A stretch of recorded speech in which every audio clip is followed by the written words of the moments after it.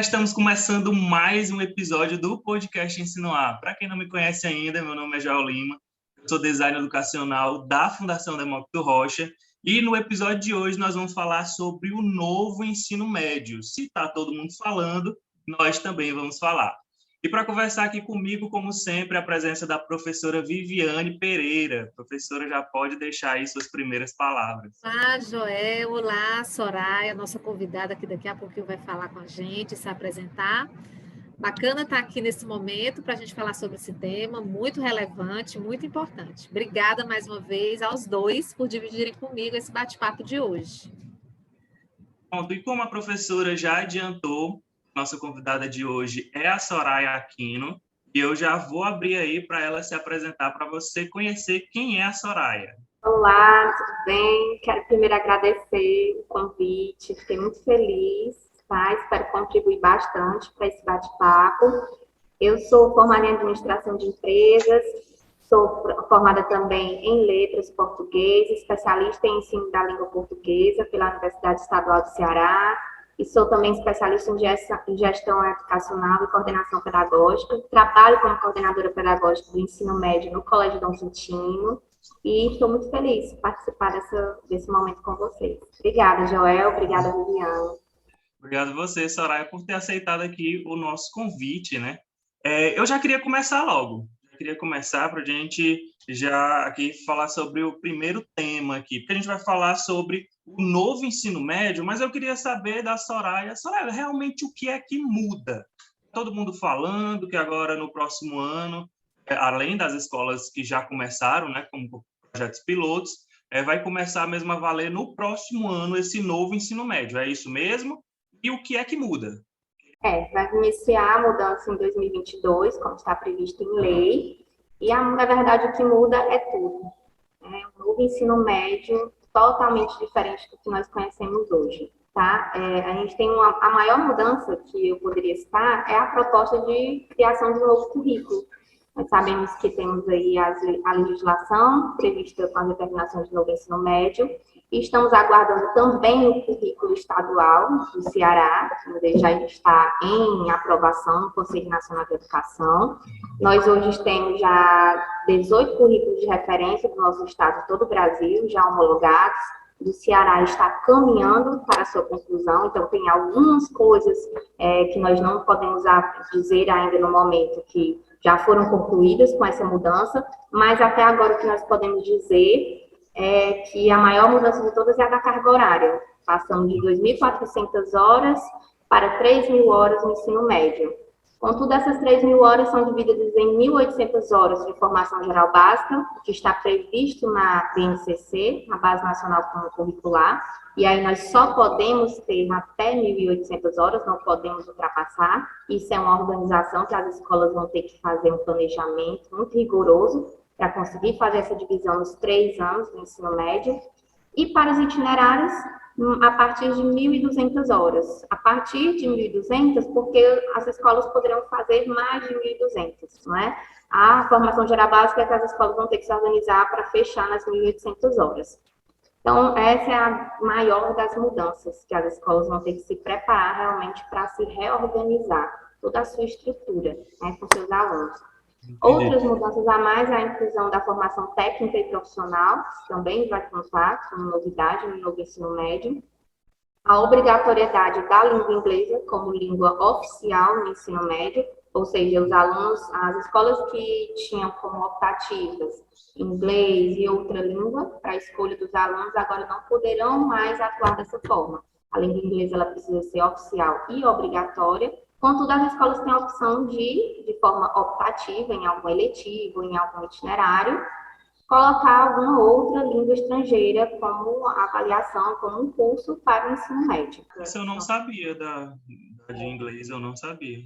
Ela é língua oficial, está na portaria 521, tá? E ela é oficial em todo o ensino médio, não sendo obrigada a estar nos 3 anos, mas é a língua oficial. Se a escola quiser incluir uma outra língua estrangeira, ela pode, mas fica como optativa para os alunos, tá? Entendi. A não ser, aí tem um porém nessa questão da optativa. caso ela coloque como uma eletiva, né? Mas na frente eu acredito que nós vamos conversar sobre isso. Sim. Mas se a escola quiser tornar mais uma língua como obrigatória, ela pode incluir em alguns dos itinerários que a escola criar. Mas oficialmente o aluno do ensino médio precisa passar pela língua inglesa. E hoje a gente não tem essa obrigatoriedade, né? Os alunos ainda podem escolher inglês ou normalmente o espanhol, né? Que são as duas. Até enquanto ela falava, sabe, Joel, eu estava me remetendo à própria prova do Enem, que tem uma língua ou outra, né? Mas é como a gente está dizendo, é uma língua ou outra, e não como tem que ter o inglês em todas, né? Assim, enfim. É isso que a Soraya explica rapidinho para a gente. Eu acho que em relação a... Eu pensei também justamente nos vestibulares, no Enem, enfim, assim que ela falou do negócio, da questão do inglês. Mas eu acho que, como sempre, é possível, depois repensando, né? É possível colocar ou inglês ou espanhol, não lembro se tem uma outra língua, mas eu acho que não muda muito para o Enem, pelo menos agora. Mas eu já sei que o Enem vai sofrer aí também umas mudanças mais para frente. Verdade. Isso. Então, Soraya, só retomando aqui o que tu falou, né? Vamos por partes. Você falou que uma das mudanças vai ser carga horária. Era de 2.400 horas, que você falou, para 3.000, né? Isso do ensino médio todo. E acredito eu que vão ficar, por ser 3 anos, né? 3 séries do ensino médio, vai ficar 1.000, 1.000 e 1.000, é isso? Ou tem flexibilização? O primeiro ano é tantas horas? Acredito que não. Acredito que é 1.000 horas para a primeira série, 1.000 horas para a segunda série e 1.000 horas para a terceira série, não é isso? No total? Na verdade, Joel, as escolas elas vão poder optar como elas querem fazer essa divisão, certo? Entendi. Não há obrigatoriedade de quantidade de horas para cada ano, contanto que elas ofereçam 1.800 horas fechadas de formação geral básica e a partir de 1.200 os itinerários. Normalmente, as escolas de ensino médio adotam algum sistema de ensino e tendem a seguir esse sistema de ensino, essas escolas particulares, certo? E elas vão organizar o seu conteúdo, tá, de acordo com o que elas vão oferecer para os alunos, ofertar para os alunos. A tendência é que, a partir do segundo e do terceiro ano, elas coloquem mais itinerários por conta das específicas para o vestibular. A tendência é preparar mesmo de uma forma mais efetiva para o vestibular. Então, é possível que cresça a quantidade de aulas de itinerários a cada ano que for se passando. Deixa eu colocar uma coisa que, enquanto a Soraya falava, eu lembrei, porque assim, Soraya, eu acho que mês de outubro, comecinho de outubro, eu participei de um seminário sobre a reforma do novo ensino médio, e eram várias pessoas de várias instituições falando em momentos e dias diferentes. Então, é assim, menina, quilos de informação, e eu digo, Jesus Cristo, como é que a gente vai organizar? E assim, tem a base, né, a estrutura básica, que a gente costuma dizer, mas a gente percebe que há uma flexibilidade para as escolas, de acordo com a realidade. Eu acho isso até muito saudável, pelo menos na proposta. Ninguém sabe na prática, não. Eu, particularmente, não sei como é que isso funciona na prática, por isso que a gente está aqui conversando e maturando esse assunto, que eu acho que tem muito a maturar ainda, né? Mas uma coisa que eu ouvi durante esses dias que eu participei do seminário, e posso até ter escutado equivocadamente, porque, como eu falei, era tanta informação, era que nos 2 primeiros anos, né, do ensino médio, era como se, e aí eu vou abrir um parêntese, vai que essa escola vai fazer assim. Por isso que eu falei, a impressão que eu tenho é que cada escola pega a base, né, a proposta, e ela, claro, como você falou, dentro da lei, do que é regulamentar, coloca o currículo, mas tem uma estrutura mínima, né? E as escolas vão fazer de acordo com a sua realidade. Repito, fecha parênteses. E aí, eu tive a sensação em uma fala que os 2 primeiros anos seriam mesmo para dar conta daquele currículo básico, não só, tá? Não é que só vai ser português, matemática, os conteúdos básicos, não.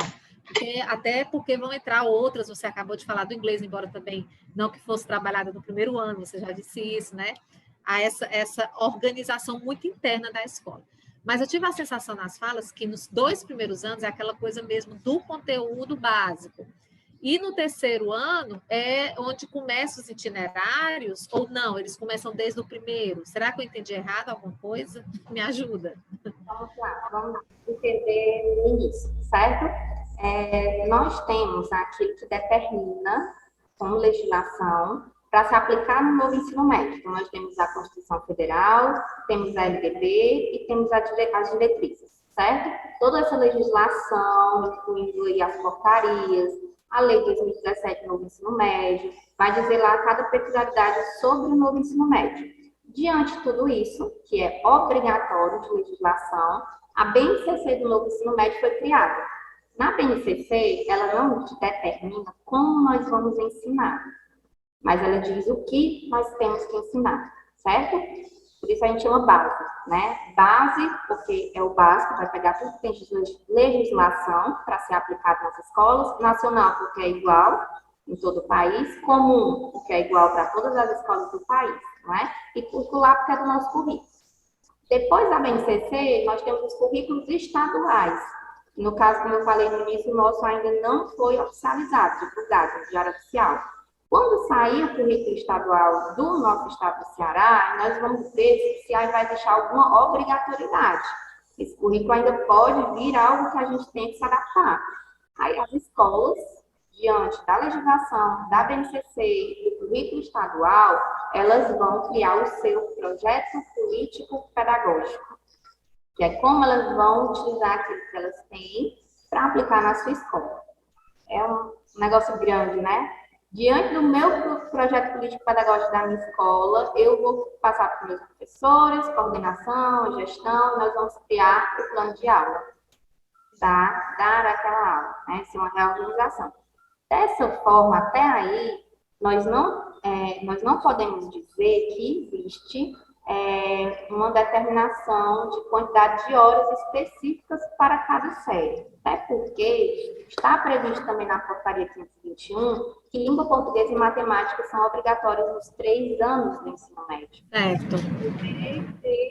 Formação geral básica até a 3ª série, certo? Agora eu posso diminuir a quantidade de aulas e, se eu quiser focar no último ano para as específicas, enquanto escola, eu posso fazer isso, tá? Mas, até o momento, nós temos que língua portuguesa e matemática são obrigatórias nos 3 anos. Né? Então, as escolas vão ter que fazer essa organização.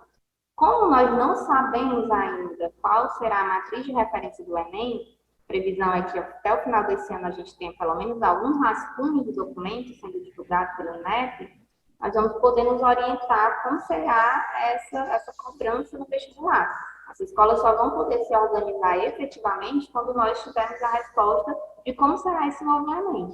Nós não sabemos ainda, né? Existem algumas especulações, mas oficialmente nós não temos ainda a matriz de referência. Mas diante dela, assim, quando houver, nós vamos poder organizar esse currículo e essas aulas até a 3ª série.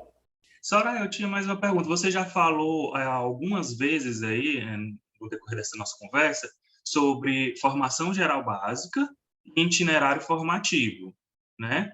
A formação geral básica seria aquelas macro-áreas, né, que a gente pode definir, aquela que é cobrada no Enem, né? Linguagens, matemática, ciência da natureza, ciências sociais, aí isso é que vai ser o básico.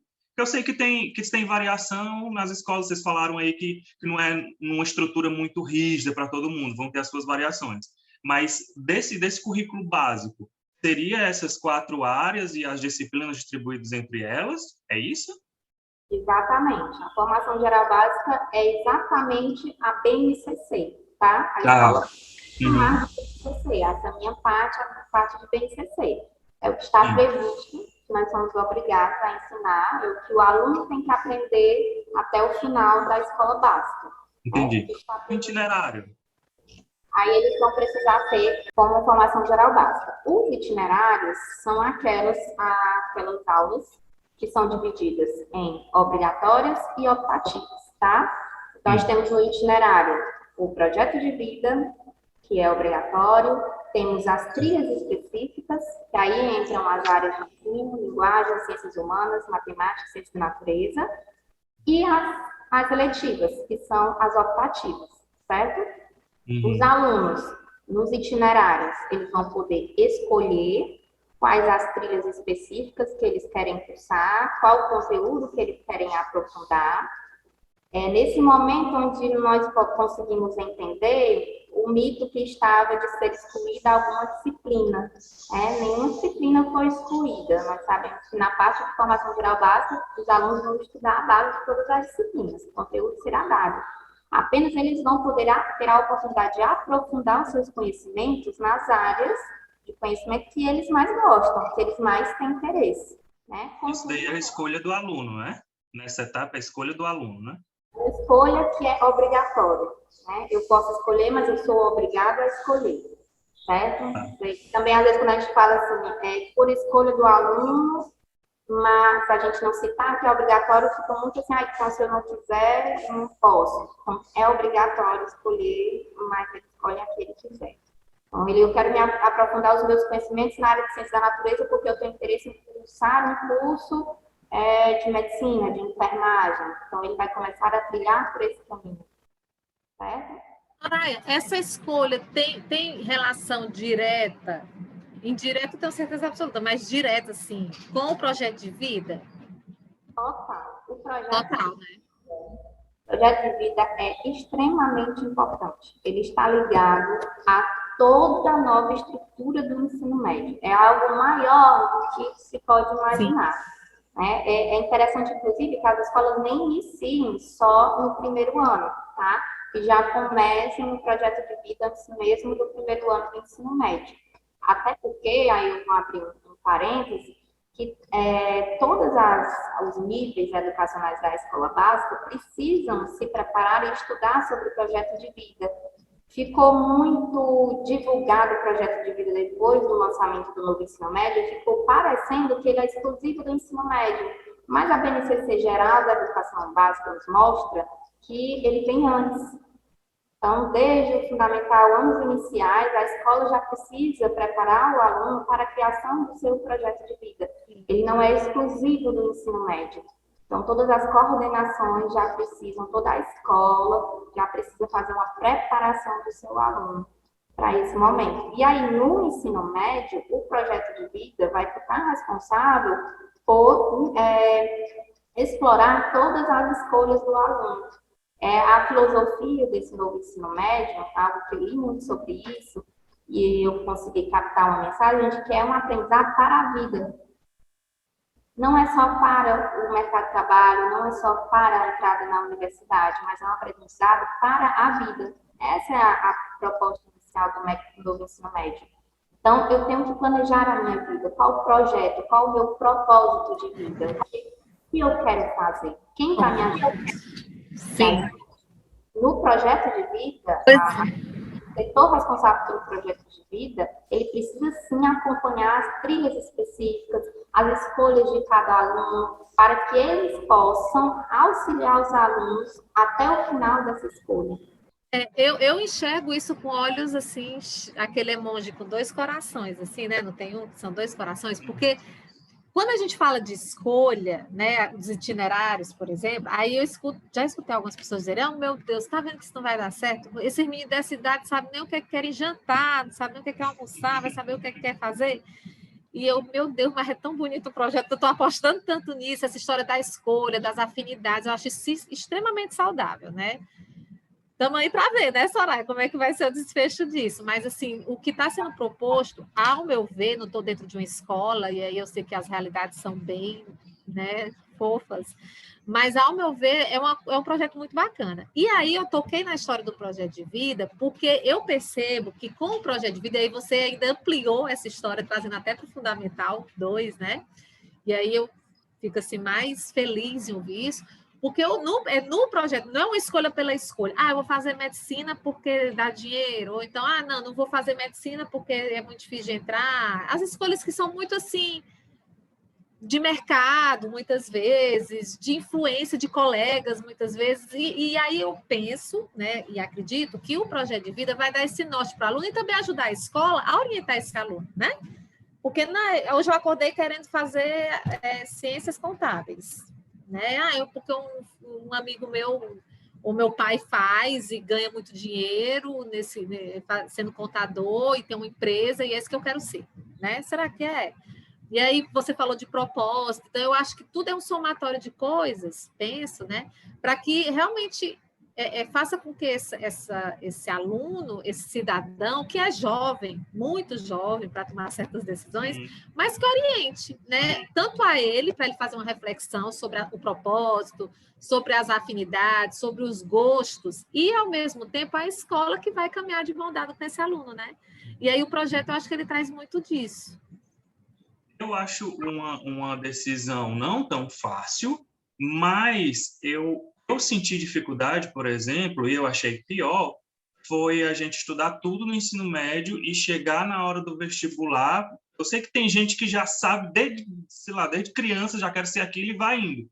Mas no meu caso, por exemplo, eu não sabia muito bem. Eu sabia que eu tinha muito essa facilidade, esse gosto pela área das humanas, da educação e tal, mas não sabia exatamente qual curso eu iria seguir. E eu acho que você tendo essa escolha macro, porque pelo que eu percebi, Soraya, eu posso até estar enganado, você faz uma escolha macro aqui pelas áreas, você se aprofunda, por exemplo, em ciências humanas, ciências sociais e tal, e vai seguindo esse macro aqui, e quando chegar lá no vestibular, escolhe se você quer pedagogia, se você quer sociologia, se você quer história, enfim. Eu acho que vai tipo afunilando e tira esse baque na hora do vestibular, que algumas pessoas, alguns jovens têm. Por isso eu achei positivo. Eu também acho, como a professora falou, eu também estou assim animado com o projeto. Eu sei, já vi até alguns depoimentos de algumas escolas pilotos no país dizendo que o projeto ele é muito, assim, a ideia é boa, mas tem muitos desafios na hora de colocar isso na prática. Eu sei, mas eu também estou encantado com o projeto, como a professora falou, também estou muito entusiasmado com o projeto. E aí eu queria passar justamente para essa parte. A gente entendeu que vai ter ampliação de carga horária. A gente entendeu que tem esses dois eixos aí, que é o currículo básico e também os itinerários. A gente entendeu que tem essa escolha, né, que ele segue de acordo com o projeto de vida dele. Ok. Mas em relação aos desafios, Soraya, o que você vê que realmente, não, precisa mudar, isso aqui vai ser difícil, isso aqui é um desafio mesmo, para implementar, trazendo isso para a prática? O que você percebe? Começando pelo que nós falamos na mudança da diferença de carga horária, eu acho que esse vai ser o primeiro desafio das escolas, é saber como dividir essa carga horária em 3 anos. É o primeiro grande desafio que as escolas terão, certo? Diante disso, elas vão ter que criar os seus itinerários formativos. E criar o itinerário formativo não é só escolher um tema e uma área. Né? A legislação prevê que todos os itinerários precisam ter um ou os 4 eixos estruturantes previstos na legislação. Tá? Trouxe aqui para vocês, que é a investigação científica, processos criativos, mediação, intervenção socioemocional e empreendedorismo, incluindo as habilidades da BNCC. Então, criar itinerários formativos que contenham toda essa estrutura é bastante complicado para as escolas. As escolas particulares, em sua maioria, terão uma facilidade porque já adotam um sistema de ensino que, na maioria das vezes, já trazem tudo isso pronto. Sim. Mas para criar do zero, é realmente uma elaboração bastante complicada. Eu imagino aí um processo de planejamento gigantesco, né? Porque, como todas as disciplinas, as áreas vão estar interligadas... Joel, gigantesco e infinito. Porque tipo assim, o ponto inicial chegou, a gente vai ter que se adaptar ao novo ensino médio. Vamos lá. O professor de história não vai poder fazer o esboço dele, a aula dele e pensar na semana dele sozinho em casa, não. O que eu estou percebendo é todos os professores juntos vão ter que ficar dando esse pontapé inicial, claro, mas a rotina da escola, principalmente no que eu estou aqui agora, né, que é de planejamento, vai ter que estar todo mundo junto direto. Você planejar em coletivo é um desafio. Não estou dizendo que é muito difícil, eu estou dizendo que é diferente do que já está acostumado, que é mais cômodo fazer. Eu sou professor de história, eu pego aqui as disciplinas, vou lá, vejo o que eu vou fazer, eu essa ferramenta tal, faço esse planejamento todo. Agora, eu ser um professor de história, pensar na disciplina, pegar aqueles módulos compostos que estão agora, né, com macro áreas. Aí eu falo com o professor de geografia, depois eu falo com o professor de sociologia, a gente vai fazer enfim, eu acho que isso vai ser um planejamento muito mais complexo. Obviamente vai ser muito mais rico, mas vai ser um desafio muito grande o professor sair da sua... Não existe zona de conforto no professor, né? Mas sair do que ele está habituado a fazer para ir para o coletivozão. Eu sei, basicamente, particularmente, quer dizer, o professor, hoje em dia, alguns professores, eles já têm essa tendência de procurar o outro para fazer alguma coisa interdisciplinar. Eu já vejo esse movimento nas escolas. Mas eu acho que esse novo ensino médio vai potencializar isso a um nível que eu acho que a gente nunca teve antes. Além dessa criação dos itinerários, como você falou bem, tem a formação do professor, porque o professor, como você Verdade. História, né, o professor de História que irá lecionar nos itinerários específicos, ele vai ser o professor de Ciências Humanas. Então, ele vai sair do livro de História, né, do objeto de conhecimento previsto na BNCC para a disciplina de História, e vai passar a lecionar noções de História, de Geografia, de Sociologia, Filosofia, dentro do que foi criado naquele itinerário para os alunos. Deixa de ser o professor exclusivo da disciplina para ser o professor da área de conhecimento. E além desse, eu ainda vejo um outro desafio, como orientar os alunos para escolherem as trilhas específicas, quais áreas eles querem, já agora, em matrícula de 2022. Porque nós vamos implantar em 2022, mas antes disso, ou pelo menos até o início, os alunos já precisam ter escolhido. Então, é um desafio grande você orientar alunos de 14 anos pelas trilhas específicas que eles vão querer cursar no novo ensino médio.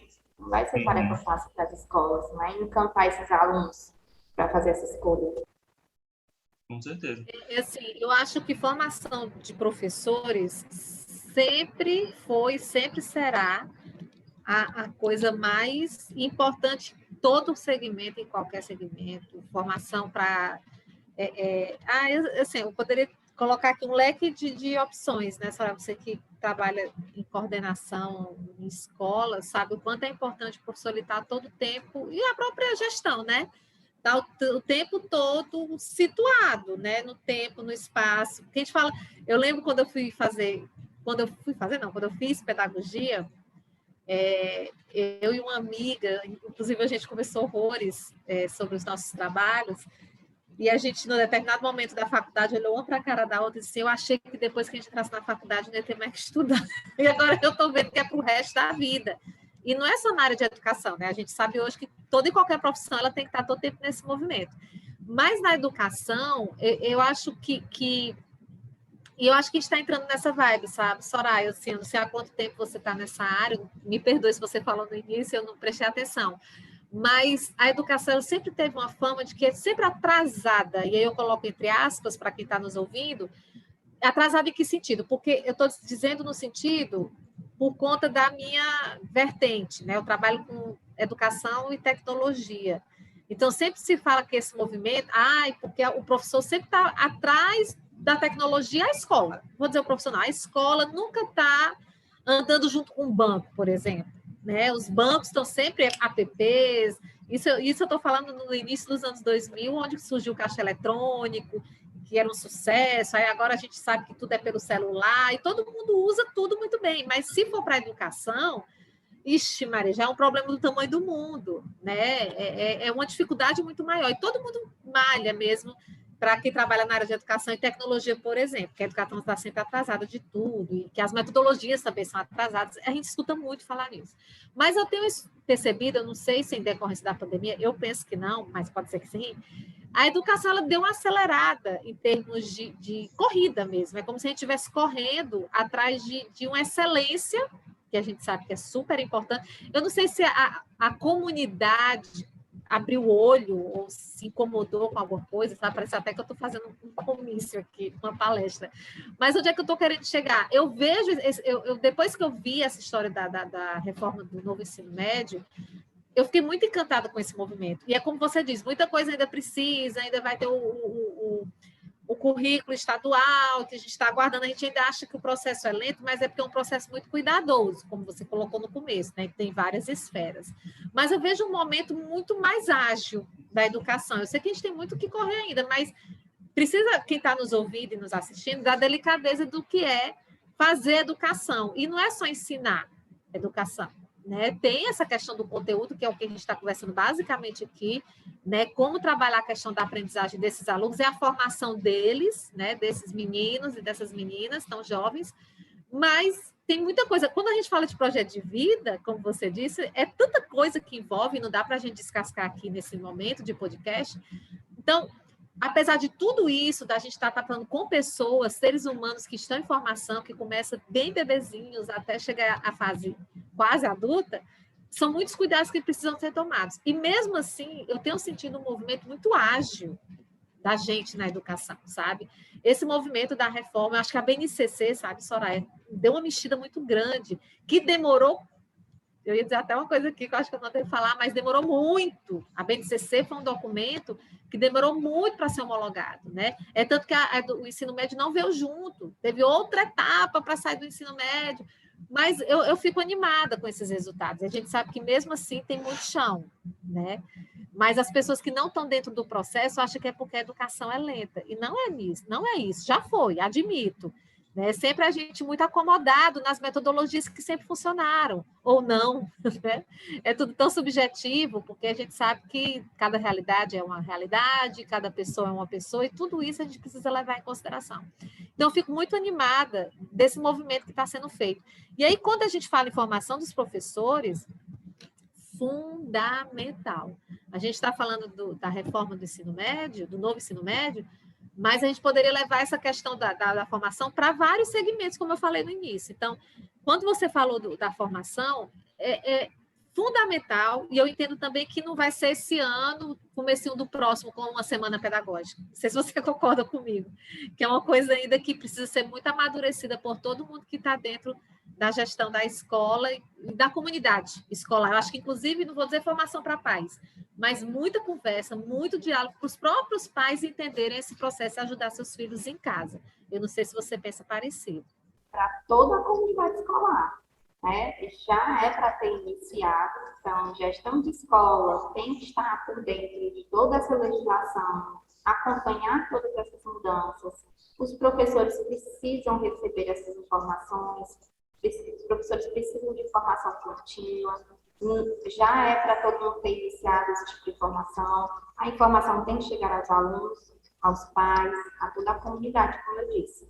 E não para por aí, é porque nós temos ainda documentos a serem recebidos, divulgados, e a partir dele que a gente tem que concluir essas orientações e a formação de toda a equipe que vai trabalhar com esse novo ensino médio e estender esse assunto a toda a escola. É algo que eu costumo dizer no trabalho, que a reforma do novo ensino médio, para uma escola que tem, digamos, da educação infantil ao ensino médio, para o universitário, é algo que vai mexer com toda a escola. Todo mundo precisa saber sobre essa mudança, todo mundo precisa ser inteirado com essa mudança.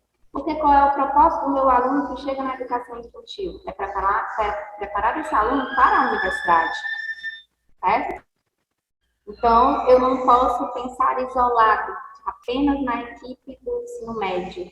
Então, toda a escola precisa estar envolvida, toda a comunidade escolar precisa estar envolvida nesse aprendizado para o novo ensino médio. É uma formação completa e contínua. Não dá para parar de estudar, até porque nós vamos viver um ano de cada vez, de adaptação. Vamos passar pelo primeiro ano, sobreviver a esse primeiro ano e seguir para os próximos com os aprendizados, com as mudanças que ainda virão. Eu acho isso super saudável. Desculpa, Joel, eu acho isso super saudável, sabe? Eu falando em agilidade, mas isso não deixa de ser ágil no sentido de dar qualidade para esse processo, né? Que é como você está falando, são etapas que precisam ser respeitadas, né? Desculpa, Joel. Sim, aprender com esse processo, né? Principalmente com esse primeiro ano, como a Soraya falou. Eu ia acrescentar a questão do que você e a Soraya também falaram, né? A respeito desse ensino remoto e que ela falou de ampliar isso para toda a comunidade escolar. Eu percebo que esse novo ensino médio, por tratar de escolha, por tratar de projeto de vida, vai exigir muito do protagonismo do aluno. Tanto que a gente fala, né, desse protagonismo e tal, agora vai ser colocado em prova ainda mais, no centro ainda mais, esse aluno e as suas escolhas, as suas particularidades. A família também vai ter que ajudar e respeitar mais essas escolhas, essas facilidades que o aluno tem para umas áreas, outras não. Vai ter que ser respeitado isso e o aluno vai ter que se colocar diante dessas escolhas, dessas facilidades que ele tem, entendendo mais ou menos, eu entendo mais ou menos que meu projeto de vida está mais ligado para a ciência da natureza, então vamos para cá, ou algo mais técnico mesmo, vou para a área da tecnologia mesmo, enfim. O que eu queria perguntar para a Soraya, nesse contexto, é se as escolas têm, por exemplo, um plano de oferta de itinerários mínimos. Por exemplo, as escolas vão ter que ofertar tais e tais itinerários ou não existe isso? As escolas não são obrigadas a ofertar todas as áreas de conhecimento, tá? Mas, pelo menos, duas áreas elas teriam que ofertar, porque são as duas escolhas que os alunos precisam fazer nesse primeiro ano, tá? Na primeira série de 2022, certo? Então, realmente, eles vão ter que se organizar até na sua infraestrutura, né? Como é que elas vão fazer essa reorganização. Aí vai entrar a carga horária, né? Se a escola vai precisar de aula em multiturno, se vai existir tempo integral, sétimo tempo. Muitas dessas opções já foram especuladas, certo? Não tudo, elas não são obrigadas a ofertar as 4 áreas, tá? Mas pelo menos 2 itinerários os alunos precisarão ter para a opção de escolha no próximo ano. E essas que você falou que eram eletivas, né? Que é optativas, vai ser também por... As eletivas, elas... eu não posso dizer com certeza, porque não saiu o currículo do Estado do Ceará, tá? Tá. Vai ter a obrigatoriedade de ofertar pelo menos uma eletiva, certo? No documento oficial até agora, nós não temos a obrigatoriedade de nem ofertar eletivas, tá? O que seriam essas eletivas? É um estudo aprofundado em alguma disciplina ou algum curso que a escola queira colocar para o aluno como optativo. Por exemplo, eu tenho um itinerário, trilha específica de linguagens, e vamos trabalhar mídias nessa trilha de linguagens. E a escola vai criar uma eletiva para o curso de fotografia, por exemplo, tá? E o aluno pode escolher cursar a trilha de linguagens, de mídias, e querer expandir os seus conhecimentos nessa área fazendo a eletiva curso de fotografia, por exemplo. Se ele tem interesse em fazer um curso universitário de publicidade ou de jornalismo, ele vai expandir os conhecimentos dele nessa área. Contudo, nós ainda não temos a obrigatoriedade de ofertar nenhuma eletiva até o momento, tá? Fica optativo para a escola. E se a escola decidir ofertar, para o aluno também é opcional escolher cursar ou não. Aí caberia muito da escola fazer uma pesquisa, né, de cursos, opções que os alunos teriam interesse para que ela possa ofertar uma ou mais eletivas, saiba que vai ter público. Caberia isso é importante. Com os alunos, para saber, inclusive a língua estrangeira, como por exemplo o espanhol, que não é mais obrigatório no ensino médio, a escola pode ofertar como eletiva um curso de espanhol. E aí o aluno do ensino médio, ele vai ser obrigado a cursar a língua inglesa e pode, caso ele tenha interesse em aprender a língua espanhola, cursar uma eletiva de espanhol ofertada pela sua escola. Entendeu? Opcional. Então, é basicamente isso, mas a escola que não quiser ofertar nenhuma eletiva, ela não está obrigada, nesse momento, a ofertar. Eu estou tentando fazer um esforço de visualizar isso na prática, porque para que você oferte, né, tem um leque aí de opções, né, desses itinerários e também das optativas, né, como a gente está chamando aqui, tem que ter uma estrutura considerável, né? Pensando, como até você já falou, né? Pensando nas escolas particulares, isso é um pouco mais fácil. Mas para a estrutura das escolas públicas, eu sei que já tem escolas públicas aí totalmente estruturadas, mas eu penso também na questão burocrática, questão de licitações, de verba para aquilo, de preparo de professor. Eu acho a pública um pouco mais lenta. Vou me interromper, professor. Pode falar. Não, quando você começou a falar, que era uma coisa que eu estava pensando enquanto eu escutava a Soraya, eu acho que mexe até na estrutura física, né, Soraya? Essa nova reforma vai mexer. Quando você falou da comunidade, que todo mundo vai se envolver, eu comecei a pensar até no quebra-quebra, ou então remanejar espaço para organizar. Mas respondendo tua questão, Joel, não sei se a Soraya tem alguma observação sobre isso, mas nesses movimentos que eu tenho escutado, né, esse seminário que eu falei que eu participei, as escolas públicas elas vão parcerizar, né? Vão ter muitas iniciativas de parcerização. Então, eles vão parcerizar com outras instituições, fundações, institutos. Não sei se chega com escolas particulares. Para mim que não chega nesse nível, mas Instituto Federal, por exemplo. Então, vai haver uma parceria das escolas públicas por conta de N fatores. Além de espaço físico, umas podem ser super, por exemplo, um liceu aqui no Ceará, para quem está nos ouvindo de fora, é uma estrutura belíssima, né? Então, dá para adaptar muita coisa no liceu, o que não é tudo, né? Porque não é só espaço físico, não é só uma sala de aula, tem equipamentos, tem muitas coisas, tem o próprio professor, são N fatores. Mas, pensando nisso, há já um movimento de parceria, para que se torne real, né, isso que está sendo proposto, porque senão, realmente, é como você disse. E talvez, mesmo assim, não seja tão ágil, né? Mas já existe essa preocupação, né, real, porque é uma preocupação real essa, né? A proposta é bonita, mas como é que a gente vai colocar isso na prática, né, com a realidade que a gente tem? Viu? Com certeza. Você falando aí, eu pensei também nos CUCAs, né? Podem ajudar muito nessa área dessas disciplinas optativas. Lá tem muitos cursos de arte, cultura, Atividades fotografia. extracurriculares, né? Isso. Agora, isso precisa ser bem casadinho, que eles conseguem fazer isso bem, né? As parcerias são muito firmes, posso dizer assim, né? Eu já fui fruto de muitas parcerias, e aqui mesmo na Fundação Demócrito Rocha, a gente parceriza muita coisa. Inclusive, numa dessas conversas, numa dessas escutas, né? Eu escutando, eu até conversando com um colega nosso aqui da Fundação, Raimundo Neto, da possibilidade da gente também pensar em fazer essas parcerias, né? A gente oferta curso técnico e aí a gente pensar mesmo. Porque eu acho que é como eu escutei hoje cedo numa reunião que eu participei aqui da Fundação, a gente está no momento de unir forças e gastar menos energia, né? Não dá para a gente ficar todo mundo fazendo a mesma coisa, inventando a roda, se a roda já está aí. Né? Eu acho que a gente tem mesmo que se unir enquanto sociedade e enquanto comunidade escolar, né? Sabendo que tem muitas instituições aí já prontas, doidas assim, para tocar o barco, enquanto tem escolas que já estão com o barco andando, mas as velas e o negócio para remar está com alguma dificuldade. Né? Então, tem que somar forças. Com certeza.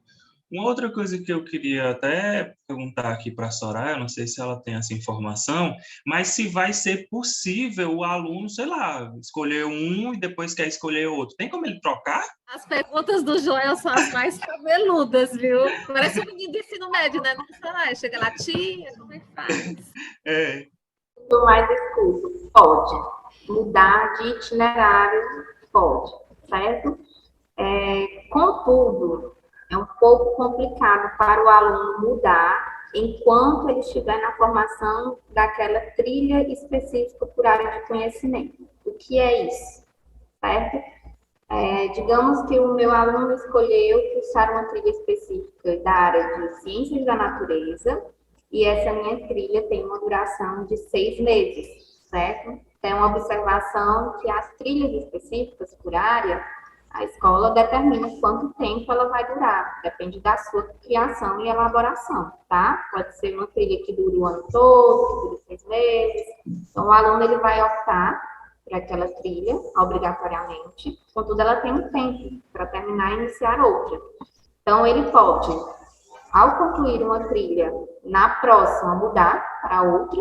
Eu fiz a trilha de Ciências da Natureza, concluí, embora não é nenhum desses cursos que eu tenho interesse da área de Ciência da Natureza, eu descobri que quero fazer algum curso da área de matemática. A próxima trilha que eu vou escolher será da área de matemática.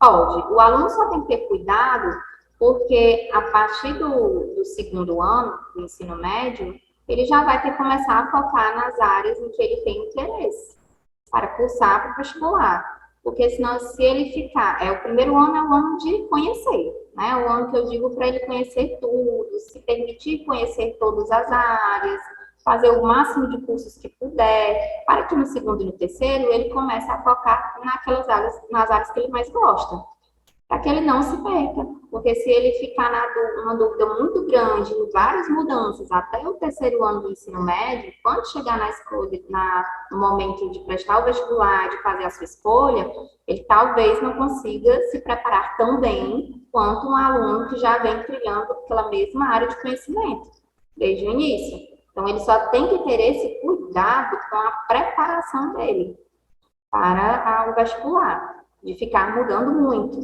né? Não, por isso a importância do projeto de vida, está fazendo esse acompanhamento para que o aluno logo consiga identificar o que ele gosta. Entendi. Justamente por conta desse foco no vestibular, né, essas coisas assim. Na verdade, esse foco não. Porque a gente sabe que as escolas, elas têm muito essa preparação para o vestibular. Mas esse novo ensino médio, como a professora Viviane até tocou, né, ele vai muito além disso, ele é um projeto de vida. Inclusive, eu escutei muitas críticas a respeito dessa reforma do novo ensino médio, falando que era um processo tecnicista, que focava só ali no trabalho. Eu não percebi isso. Eu não sei se na prática vai mudar tudo, mas, pelo menos no que está sendo proposto, eu não percebi esse movimento tecnicista de que vai se criar só funcionários para uma área e o pessoal da escola particular para o vestibular. Eu confesso que eu não percebi isso. Não sei se vocês perceberam, mas eu não senti isso. Eu queria tocar agora em um outro ponto que até a Soraya falou um pouquinho antes, né? Que, se eu não me engano, você usou as palavras de que o professor de história não vai ser mais professor de história somente, né? Ele vai ser professor daquela área de ciências sociais, ciências humanas, não foi isso mais ou menos que você falou? E tratando disso, como é que vai ser isso na prática? Isso não gera mais ou menos uma desvalorização ou eu entendi errado? Desvalorização do professor? Vai ter, por exemplo, o corpo de professores vai continuar o mesmo e eles juntos vão para essas diversas áreas? Ou, querendo ou não, vai existir um professor de história que vai dar aula de ciências e vai tocar em todas e aí vai pegar o espaço de todo mundo? Como vai funcionar isso na prática? É assim, Joel, o professor de história, na aula de formação geral básica, continuará sendo o professor de história, né? Contudo, a escola vai, quando escolher quais trilhas específicas ela vai ofertar, ela vai escolher os professores que serão os responsáveis por essas trilhas. Então, esses professores, e aí não precisam ser necessariamente todos os professores daquela equipe da escola, eles terão que expandir os seus conhecimentos. Aí que entra o que a Viviane falou, a questão da formação mais específica, mais atuante dentro da escola. Então, aí não vai haver a desvalorização, até porque nós ainda continuamos com a obrigatoriedade de ter um professor com a licenciatura, né? A questão do notório, saber, que foi falado bastante, mas para a formação técnica, né? Para a aula, tanto FGB quanto itinerário formativo, o professor precisa ser licenciado. Ele vai ter que fazer é expandir o seu conhecimento e precisa ser preparado pela sua escola para dar aquelas aulas de itinerários específicos, no qual ele vai ter que ter noções de tecnologia, de qual assunto do itinerário criado e elaborado pela escola. Esse itinerário, essas trilhas específicas são ligadas a quais profissões? Porque quando a escola criar a trilha específica dela, ela vai criar aquela trilha voltada para algumas profissões. Por exemplo, ela criou uma trilha específica da área de linguagens em que vai ser voltada para os cursos de publicidade e propaganda, para jornalismo, para sistema de informação, que vai ter a ver com a tecnologia, com divulgação. E aí o professor vai ter um conhecimento dessas profissões também, para poder escolher como ele vai avaliar os seus alunos, como ele vai trabalhar o conteúdo no horário daquela aula de trilha específica. Então, realmente vai haver uma expansão no conhecimento do professor na área da educação. E aí ele vai deixar de se restringir somente à história, que ele costuma lecionar voltada para as questões de vestibular, normalmente é assim, e vai ter que lidar com um aluno que quer conhecer mais sobre aquela área em geral e os cursos universitários que envolvem aquela trilha específica. Entendi. Legal, me tranquilizou mais. Me tranquilizou mais, porque na minha cabeça já ia ser um professor para tudo e demite o professor de filosofia, o professor de história, o professor de geografia, só com um. Mas... que não é nenhuma desvalorização, vai haver uma valorização. Valorização, entendi agora. Além de ser professor de história, eu tenho um conhecimento maior, mais expansivo. Isso. É isso que o grande mercado, não vou dizer na área da educação, mas se você for ver, as pessoas precisam de múltiplas formações, né? E a gente, até então, não enxergava isso num professor. Ele é especialista naquilo, né? Na biologia, enfim. E agora não, são possibilidades. Claro que de uns tempos para cá, e eu que trabalho com tecnologia desde 97, mais ou menos, uma das habilidades que a gente meio que exigia do professor nesse tempo era que ele tivesse habilidades com tecnologia digital. É tanto que na época que eu dava formação para professores, eu dizia, vocês já trabalham com tecnologia há séculos. Aí eu mostrava o livro. O livro é uma tecnologia, inclusive tem um vídeo, gente, são dois caras, vou até procurar esse vídeo para compartilhar no nosso grupo. Talvez você até conheça, porque esse vídeo é super antigo. Eles são da época do papiro, né? Que eles abriam o papiro. Já viu, João, esse vídeo do papiro? Ele abriu o papiro, né? Então, eles tinham só o papiro como referência. E com a chegada do livro, nossa, super complexo, porque existia capa, páginas, virar as informações, né? Virar a página, fechar o livro, nada disso o papiro exige. Isso não é um conhecimento exigido para quem quer ler um papiro. E era bacana que a ideia do vídeo, então, inclusive, era help desk. Por quê? Porque nós, professores, passamos pelo mesmo processo quando o computador chegou. Porque a gente só usava livro, né? Então, para a gente era fácil usar o livro. Quando inventaram o bendito computador nas escolas, ligar, resetar, reiniciar, abrir. Aí tem uma cena que quando ele fecha o livro, o suporte, né? O suporte, diz, aí quando você terminar de ler, você fecha. Aí ele fecha e eu não vou perder nada do que está aqui dentro. Gente, igual a gente, né? No início dos anos 90. E se eu fechar o computador, eu não vou perder o que eu fiz, né? Então, são os mesmos sentimentos. Né? Então, o professor ele sempre trabalhou com tecnologia. O livro é uma tecnologia que, inclusive, está até hoje aí. Né? E aí a gente diferencia o que é tecnologia analógica e digital.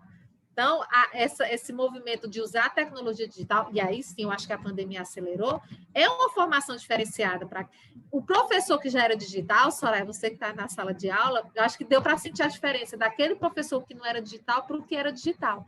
Né? Em época de pandemia, eu acho que o que era digital se destacou do que ainda não era, mas claro que o que não era deu uma carreirinha aí, para poder, que é o que o Joel gosta muito de falar do nivelamento, né? Chegar no nível semelhante. Mas eu acho que também valoriza, né, Joel? Ele ficou mais tranquilo, já hoje está super empolgado na nossa conversa de hoje. E assim, é bacana escutar essas coisas, sabe, Soraya? E para a gente, principalmente para quem está nos ouvindo e assistindo, mas para mim, para o Joel em especial, que estamos conversando contigo agora, como a gente não está inserido, né, Joel, dentro do processo, dentro de uma escola pública ou particular, a gente fica muito a escutar, né? E a pensar como é que isso vai estar na prática. E te escutando, a gente começa a compreender melhor como é que esse processo vai funcionar. Com certeza, tranquilizar a gente e dar essa ideia, como você falou mesmo, na ideia da prática.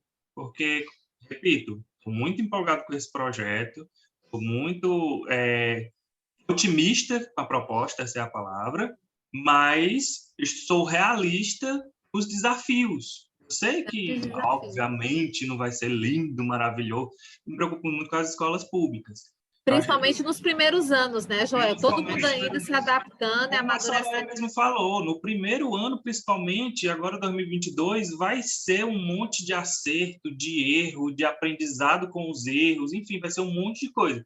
Mas eu estou otimista porque eu acredito que tem mais a contribuir do que qualquer outra coisa, né? Eu acho que é mais positivo do que negativo. Também acho. E eu escuto muito, Joel e Soraya, as pessoas assim, sofrendo mesmo com essa mudança. Ai, que isso vai trazer. Ai, isso vai dar uma confusão tão grande, isso vai mexer tanto com a escola. Eu digo, gente, mas tem que começar. Não é porque vai mexer que a gente tem que ficar de braços cruzados esperando, sei lá, um passo de mágica, um pó de peripipi. Não dá, tem que começar. Né? Eu acho que é isso, como o Joel disse, é enfrentar.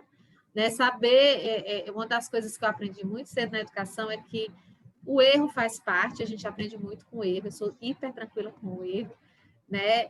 Esse sentimento de que tudo tem que dar certo não é por aí. E aí, eu acho que você falou isso, inclusive, Soraya, a importância também dos pais, né? Estarem juntos nesse processo, nessa compreensão, né? O processo, eles estão, independente de qual programa ou qual proposta for, eles têm que estar juntos sempre, né? Mas a compreensão desse novo, né? Que é novo para todo mundo. É uma mudança muito grande, assustam muito, eu ia dizer um pouco, mas é muito mesmo que assusta, e é normal, mas eu acho que as escolas precisam viver um ano de cada vez. Até 2024 ainda estaremos em experiência, em adaptação, com todo cuidado, mas quando tudo isso se efetivar de uma forma real, a gente ainda achando como vai ser, né? Por mais que a gente estude muito e esteja preparado, não vivemos ainda o novo ensino médio, né? Ele não está ainda acontecendo, propriamente dito. Mas quando a gente estiver nesse momento, vai ser muito bonito. Imagina para um aluno poder entrar no ensino médio e ter inúmeras possibilidades de escolha, poder sonhar com a profissão que ele quer, poder traçar o seu propósito de vida, já não vai mais sair da educação básica tão perdido, não é? Então, vai ter possibilidade de fazer cursos com as eletivas, de estudar, de colocar a mão na massa nos itinerários para realmente produzir aquilo voltado pela profissão que ele tem vontade de fazer ou de conhecer. Eu enxergo o novo ensino médio como uma forma de aprendizagem muito encantadora. Aprender e educar através de projetos é algo extremamente eficaz na educação. É algo que realmente precisava ser elaborado para nós e para esses alunos do ensino médio, para que eles possam ter até maior responsabilidade e algo que é de extrema importância para os adolescentes, o autoconhecimento. Porque nós sabemos que é uma vida inteira de busca pela identidade, para se encontrar, e muitos às vezes só se encontram na universidade ou até depois dela. Eles terão a oportunidade de viver isso nesse ensino médio. Eu acho que a gente tem muita coisa ainda para falar, mas por conta do nosso tempo, eu já vou ter que caminhar aqui para o final. Eu queria agradecer a professora Viviane, agradecer a Soraya, claro, mas eu queria pedir para a Soraya, não sei se, Soraya, se você pode indicar, se o nosso ouvinte, quem está acompanhando aqui, quiser se aprofundar mais aí nessa reforma, nesse novo ensino médio, o que você indicaria aí para as pessoas lerem, assistirem, acessarem? Enfim, você tem alguma dica aí a respeito disso? Existe um site do MEC, o MEC criou um site sobre o novo ensino médio, no qual eles têm várias grades de dúvidas e também as pessoas podem ter acesso pela legislação, a portaria 521, a LDB também é importante, a lei da reforma do ensino médio 13.415 de 2017, que é a lei oficial da reforma do ensino médio, e a própria BNCC, que é o livro que tem que estar em cima da mesa de todos os coordenadores de ensino médio do nosso país. E também o site do Movimento pela Base, em que as escolas, os profissionais também podem acompanhar como anda a homologação do nosso currículo estadual. Eles também podem verificar em que nível está. São 7 níveis para cada currículo de cada estado. O nosso estado do Ceará está no 4º. Já está no Conselho de Educação. Então, dá para a gente ficar acompanhando e ver quando isso for finalizado. Eu queria acrescentar os professores, especificamente, né, desse uma olhada naqueles módulos que estão sendo feitos, né, para 2021 em diante, do PNLD, né, que estão sendo aprovados aí, que já tem 6 módulos, eu acho, que é para o ensino médio todo. Tem várias editoras, mas aí eu aconselho que entre no site aí das editoras, para o PNLD 2021, tem 6 módulos, são 6 categorias lá, 6 áreas, e normalmente no começo ele vai falando o que é aquele módulo, como é que você pode tratar, aí ele vem falando da reforma, ele vem falando dos novos desafios, como é que você pode fazer, tem um auxílio, dá para ampliar muito a cabeça do professor, óbvio, né, que vai estar aí nisso, e dá para tirar muitas dicas, dá para entender de forma assim mais prática, né, claro, dá para entender bem legal mesmo. Eu li alguns e deu para ter uma noção bem legal de como é que vai ser a reforma e como é que a gente como professor, como educador, pode estar trabalhando isso na prática, em sala de aula, nas vivências, nos planejamentos. Tem muita dica lá que eu acho bem legal, independente da editora. Então é isso. Nós vamos caminhando para o final. Não sei se a professora Viviane tem as suas últimas palavras aqui desse episódio, se a Soraya também tem. Eu queria agradecer imensamente a presença da Soraya, em especial ao Colégio Dom Quintino, que fica aqui no Quintino Cunha, em Fortaleza, né? É uma escola que eu conheço, né? Já cheguei a fazer alguns trabalhos na Semana Pedagógica, então é uma escola grande, uma escola que tem uma história bem longa, né? Não antiga, longa. Tem muito chão, então, assim, eu tenho um carinho bem grande pelo Dom Quintino, uma escola muito séria, né? Muito comprometida, né, Soraya? E bacana te escutar, bacana mesmo. Queria muito agradecer a tua presença, a tua disponibilidade e o fato, né, da gestão do colégio ter dado essa abertura, né, para você participar com a gente desse papo bacana. Obrigada mesmo e obrigada também, Joel. Hoje você estava bem animado, também deixou a gente bem animada com as suas perguntas. Muito obrigada, professora Viviane, professor Joel, pelo convite. Fiquei muito feliz para ter contribuído, né, a minha fala, se fosse possível, para todos vocês, para todos os ouvintes. Realmente estou aqui em nome da escola também. O Colégio Dom Quintino é uma referência em preparação para o vestibular, todos os anos, em nível de tecnologia altíssimo, com excelentes profissionais, uma excelente gestão. Estamos à total disposição de vocês, sempre que for preciso, tá? E eu também, tá bom? Muitíssimo obrigada, foi uma honra muito grande participar desse momento com vocês. Que bom, Soraya. E eu queria agradecer também a você que acompanhou a gente até esse momento. Eu queria te incentivar a estar assistindo, escutando aí os outros episódios que a gente tem e estar acompanhando também os próximos que virão. Então é isso. Divulga aí esses links dos demais episódios aí para os seus amigos, na sua escola, nos grupos de professores, de educadores, de pais, de alunos também. Bom, e a gente segue junto aqui nesses episódios, nesses conteúdos. Então é isso. Tchau, até o próximo episódio.